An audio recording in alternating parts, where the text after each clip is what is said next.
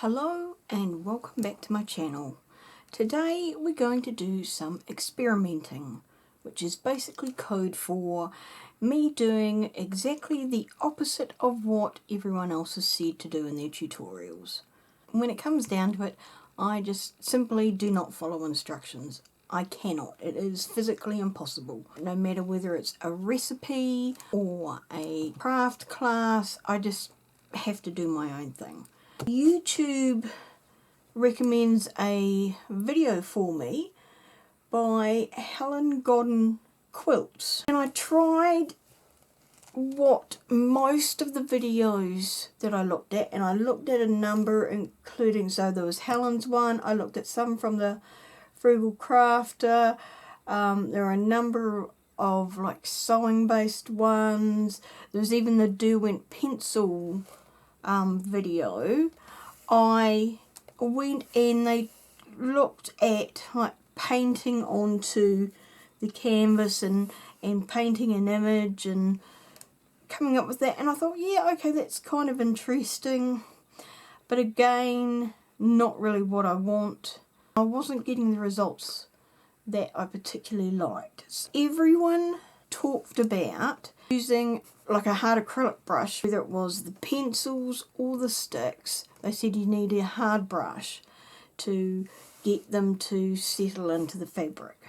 The results were perfectly fine and exactly what you wanted, and you can achieve some really beautiful effects with them doing it that way. But I wasn't satisfied with what I was getting. Loved the results, but still wanted to do more. I decided to go against what everyone else was doing, and I used a soft brush. And by that I mean a round brush that you normally use for watercolour. These brushes soak up a lot of water when you use them, which was the exact opposite to what everyone was recommending. They said, you know, you don't want to have too much water on the calico. I tried this. I got some results that I absolutely loved. So this was the first one I tried. And then did some more experimenting. And we came up with this. You can get multiple looks with this. So you can get very blended and interspersed, very much like what I'd call a watercolour look through here. You can get quite a nice look here, which is that wicking look, which Tim Holtz talks about with the distress inks and when you spray water onto that.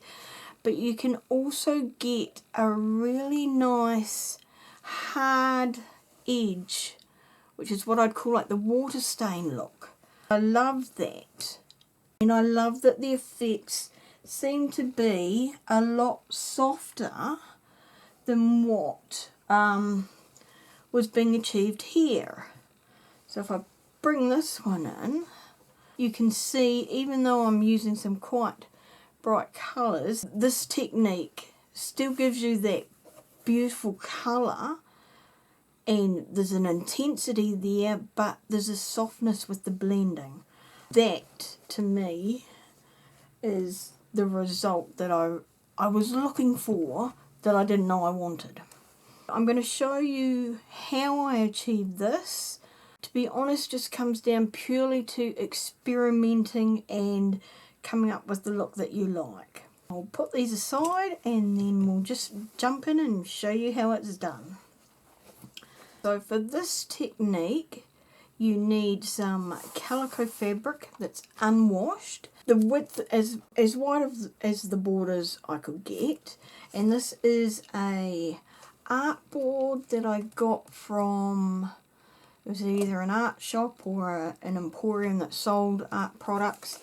It's got a handle which you can possibly see under there, and I have taped a plastic bag over the top just so that the water doesn't soak into the wooden board, and that's also given me a little wee palette on the side. and then I've taped the fabric onto here with masking tape. And I've done it with a straight bit of masking tape on each side, and then just to give me a bit of, or not so much of a hard edge, I've just taken another strip of masking tape and torn it in half very roughly, and then sort of put the two halves on either side, so I've got quite a jagged edge here. I've got my Inktense blocks, which I'm going to use for this. If you don't have Inktense blocks, but then you can use your Inktense pencils, but it does need to be the Inktense to get this kind of effect. As I mentioned, this isn't washed, but I am going to start with wetting it. I've got paper towels here just for drying.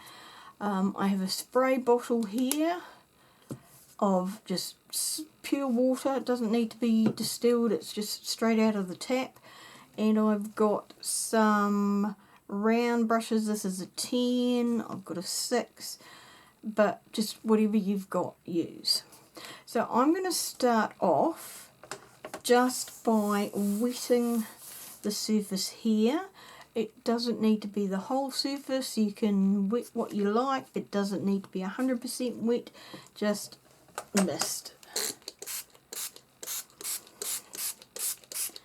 You don't need to worry about spraying this all the way out to the edge, whether you get it all or not.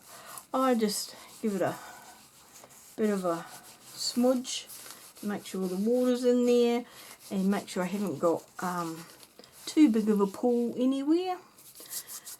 And then I know that I haven't got it all the way out to the edge. I'm not going to worry about that. Might just give it a bit more, but we are going to add water as we go.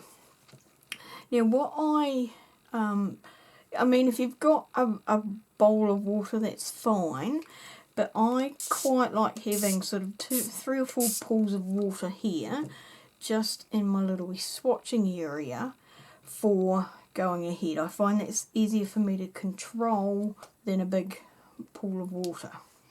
Now I'm lucky in that I have got the 24 blocks of Inktense. You can use whatever you've got. Like I said, you can use the pencils, but I'm going to start off with the browns here, and they have got specific colours, but I'm not going to worry about those brown. I'm just wetting the head of the paintbrush, all those I know it's got a proper name and I just can't think of it, all the hairs in the brush, and I'm just going to, leaving my Inktense in here, it's fine, just going to get some of this onto here. It doesn't need to be too much, just use as little or as much as you like. And then basically, and I found I felt a lot more arty if I held my brush at the end, and all I'm doing is putting some ink on here. So I'm just going to put it in random spots. You don't need to do any kind of design at all. Put it where you want, be as close to the edge, or you can do big patches, or you can go in the middle, do whatever you want. So we've got some on there. You can see some it's starting to wick straight away. So what I'm going to do now is get some more water onto my brush, and I found the really cool way of doing this was to just dab my brush up and down. So again, getting some more water, and by putting more water onto here, that allows the ink from the Inktense to spread out further. Right, really intense bubble here, so I'm going to put a lot more in there, and you can spread that out a lot. I'm just retopping up my water, because you'll find that if you're using this, you will soak up that water quite quickly. So yep, just spreading that out, and you'll start to see the colour going out, and it'll go, the colour will spread to wherever you've got water. So if you haven't, I've got a patch here that feels a wee bit dry, so that ink is not going to spread because it won't spread if there's not water there. And if you think this colour is too intense, then just add a bit more water, and that'll spread it out and thin down the colour. So spreading it out, and you'll see I've got another dry patch there, so I'm getting a hard sort of water line there, which is cool because I happen to like that look. Again, just really sopping up as much water as I can into the brush head, then dabbing that out onto here. And you can, if you like putting water right in there, you can actually watch it spread out, and you can watch how the colour desaturates from where it is.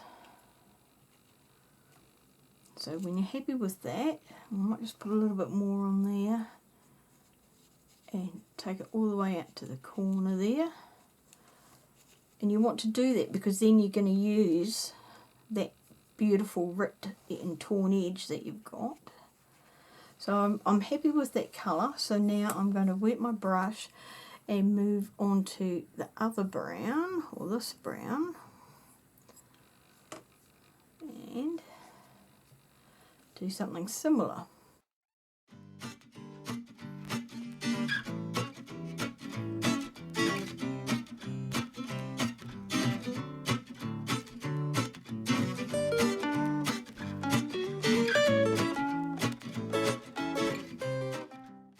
Look quite intense now, now while the colour is still wet, but you will find that as it dries, the Inktense, that the colour does become a lot less intense.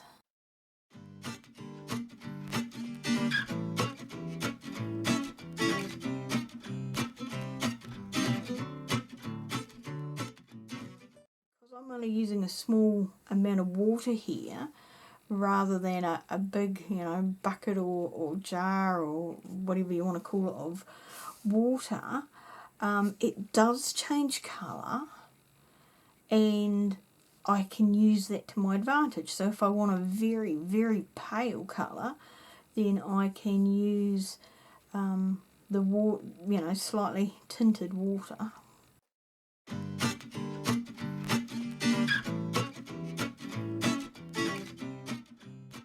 Once you've spread out the colour and you decide that you want to add a bit more in of that colour and have a little bit of an intense bit in there, then you can. So just go back and put in some dark bits, and you can aim to have, if you put in, get it really wet, so you've got a really wet brush, then you can particularly get really intense bits which will stay a lot darker than some of the shadowy bits.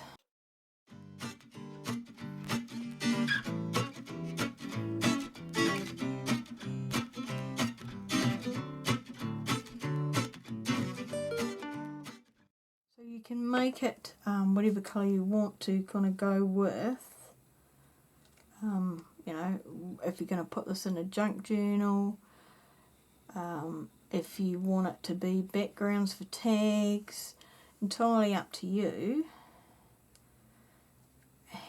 how and where you want to use it.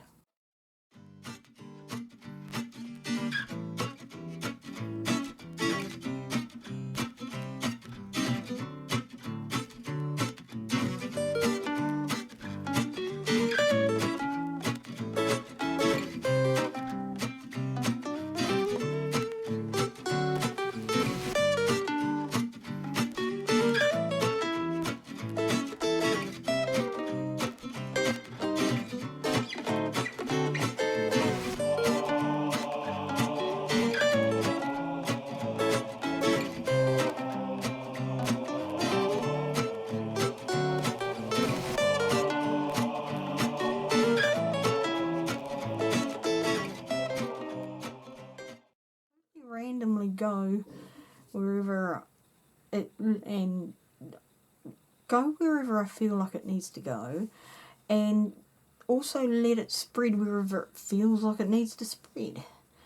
I'm not really controlling this to any great extent. You don't have to make sure that you've got the same colours on each side, because I'm probably going to rip this up and put little wee patches on tags, or use it as background for clusters or something like that, rather than as a whole. But then I could also make a bigger piece and turn that into a cover for a book. So there's lots of possibilities for this once it's all dried.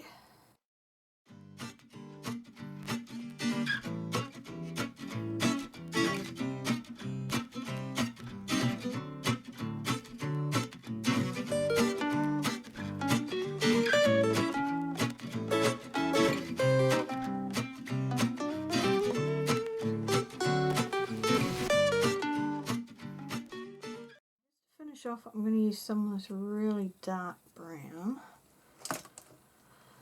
and just add a couple of like really small highlights.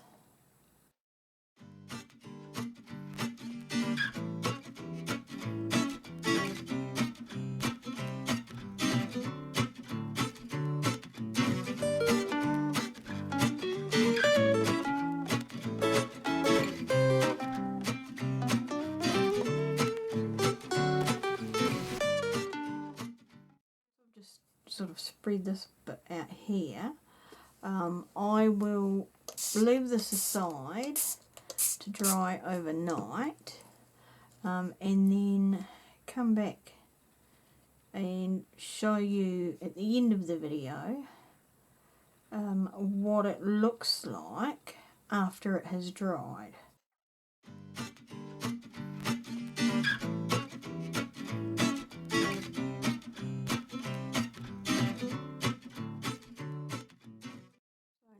Tried this, so let's see what happens.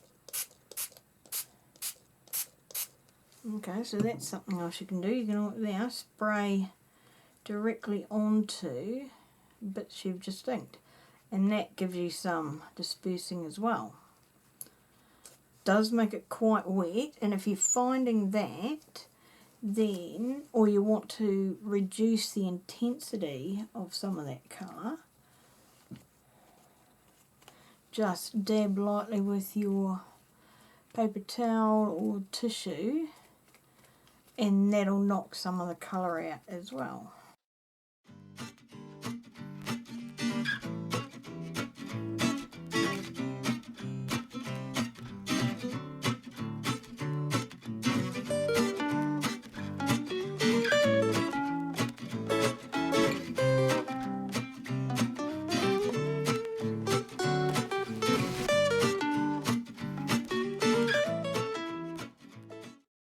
Got a slightly smaller piece of calico here. This one is 6 inches wide by about probably 10 inches long, I'm guessing, just eyeballing it there.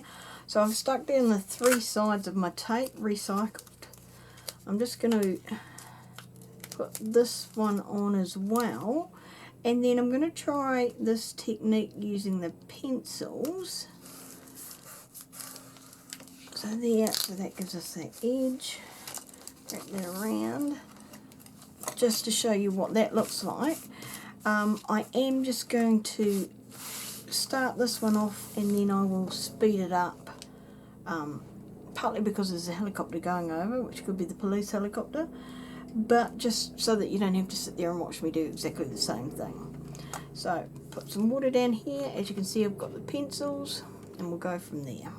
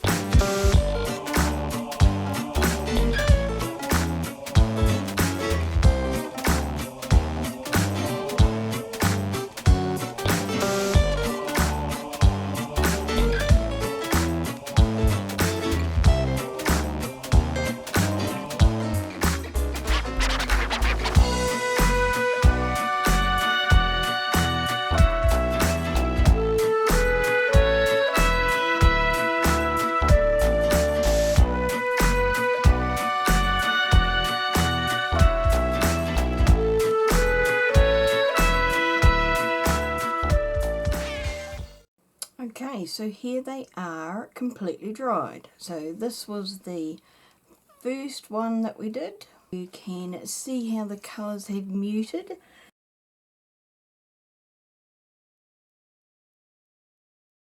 You can see the edge there from a combination of where the masking tape was and where I didn't paint out completely to the edges. You'll see some of the water stain look, but overall absolutely love this. So it's the first one. We then have this blue one, which that was the third one I think we did.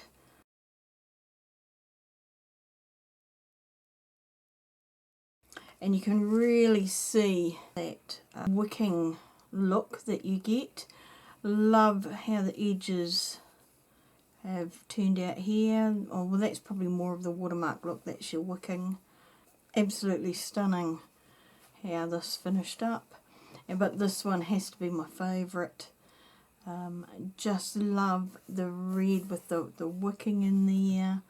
Some of the hard marks look really cool as well along here, and I love how there's sort of some natural around the edges, so I might try and put some more of that inside.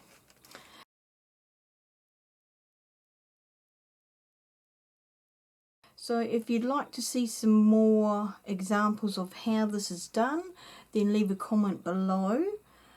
Also, if you want to see ways of using these pieces, let me know. I'd be more interested to get any feedback from you. So hopefully you enjoyed those and have learnt some new ways of using your Derwent Inktense blocks and pencils. If you do give this a go, then please send me a link and I'd love to have a look and see what you create. If you're a subscriber, thank you very much. If you haven't subscribed and you'd like to, then by all means please click the subscribe button below. Don't forget to click the bell for notifications. I hope you enjoy trying this technique. Thanks and happy crafting.